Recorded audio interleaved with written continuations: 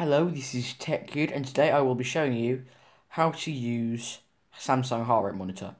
On the back of every Samsung phone, Samsung Galaxy phone, sorry, there is a heart rate monitor, and you can use that by just popping your finger on the back.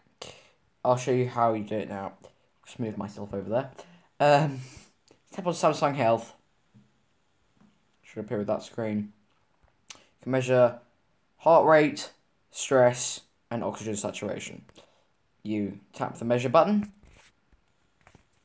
You put your finger on the back of the phone. Then, voila. Thank you for watching this video. I hope you look at some of my some of my other videos. Thank you, and see you soon.